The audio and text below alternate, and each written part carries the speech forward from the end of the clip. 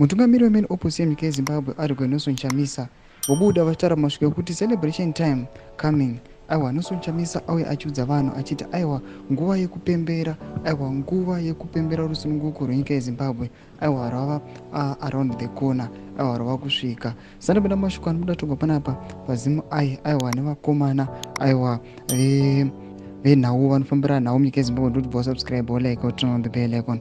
Panapa tichipinda pahendo yevakomana veZimbabwe vanyora vachiti Zimbabwean opposition leader Advocate Nelson Chamisa is called on citizens to remain steadfast in the face of ongoing challenges, emphasizing that the fight for change is far from over.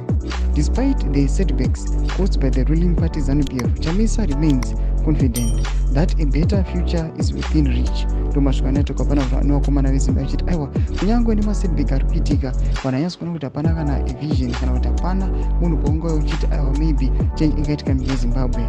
Ari Nelson Chamisa anouya as a beacon of hope citizens achiudza kuti aiwa vakomana aiwa musatombotya zvenyu, rambai makamirira noda kwokuti aiwa rusununguko ratova padhuze, ratova pedyo chaipo, aiwa zvakuda kutoitika. Mashoko anouya togwa naAdvocate Nelson Chamisa achisimisa vanhu vachitoziva kuti aiwa main aids ake vakaita sana Jameson Timber nana Amos Chibaya vanozivikanwa kuti they are behind bars nekuda kwethe regime, kunyange zvavo vari innocent vasina kana mhaka vakapara. Tudze mafungiro enyu moti kudii pamusoro mashoko ake. Pinda comment section medu aiwa musaona subscribe like pamwe chete noturn on the bell icon.